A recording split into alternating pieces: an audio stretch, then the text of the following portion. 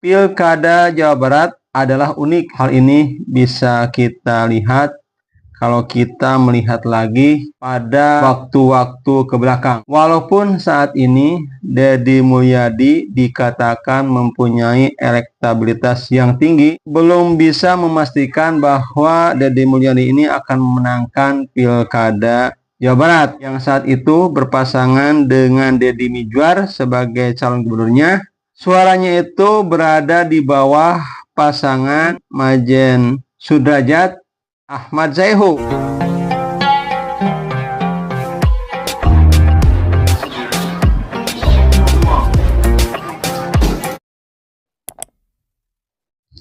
Assalamualaikum warahmatullahi wabarakatuh. Sahabat-sahabatku, selamat berjumpa lagi dengan saya Effendi di Effendi Advokat Channel, sebuah channel yang akan membahas masalah-masalah kemasyarakatan yang diulas secara populer. Apa kabar sahabat-sahabatku? Semoga sahabatku sekalian selalu dalam keadaan sehat walafiat. Amin. Sahabat-sahabatku, berbicara tentang Pilkada Jawa Barat. Pilkada Jawa Barat adalah unik sahabat-sahabatku. Hal ini bisa kita lihat kalau kita melihat lagi Pilkada Jawa Barat, khususnya pemilihan gubernur pada waktu-waktu ke belakang.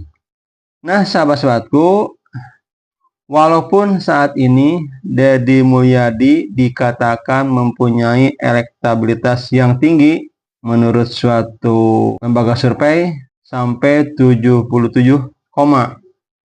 nah, elektabilitas ini sahabat-sahabatku tentu belum bisa memastikan bahwa Deddy Mulyadi ini akan memenangkan Pilkada Jawa Barat. Hal itu tergantung juga dengan siapa pasangannya juga.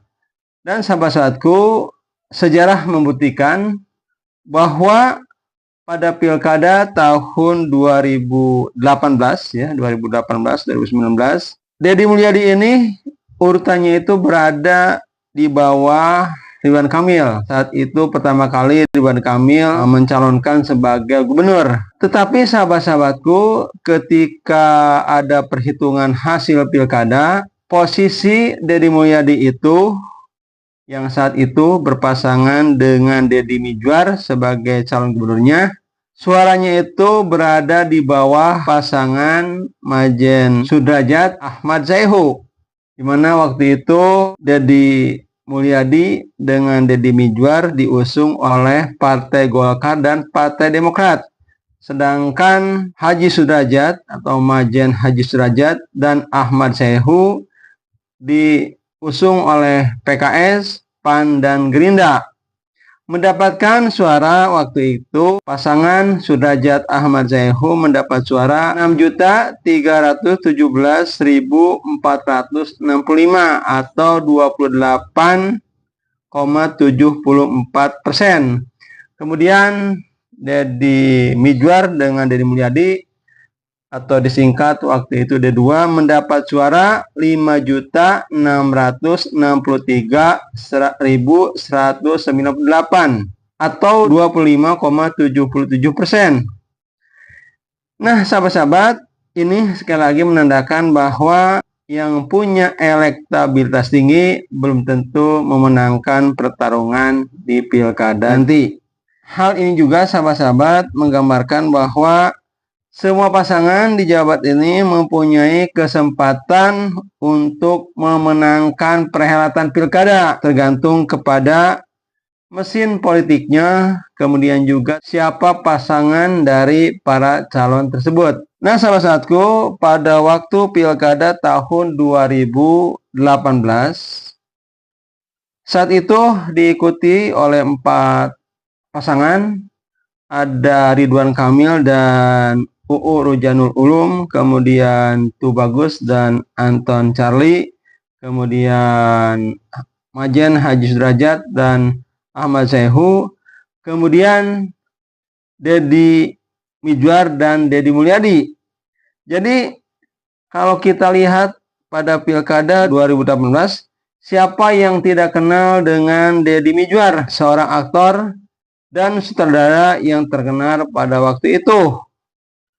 Nah, sahabat-sahabatku, apakah 4 pasangan yang dahulu kalau kita bandingkan dengan 4 pasangan yang saat ini juga Pilkada Jawa Barat diikuti oleh 4 pasangan, kira-kira apakah ada perubahan kalau kita khusus melihat 2 tokoh, yaitu Deddy Mulyadi dengan Ahmad Saihu?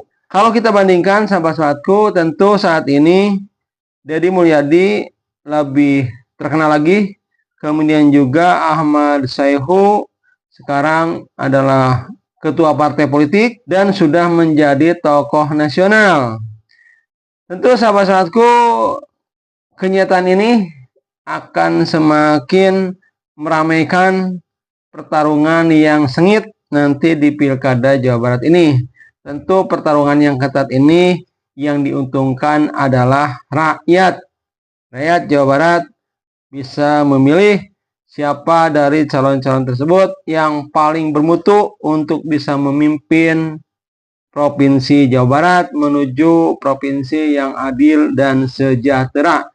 Itu saja sahabat-sahabatku yang saya dapat sampaikan. Saya tutup, billahi taufik wal hidayah. Wassalamualaikum warahmatullahi wabarakatuh.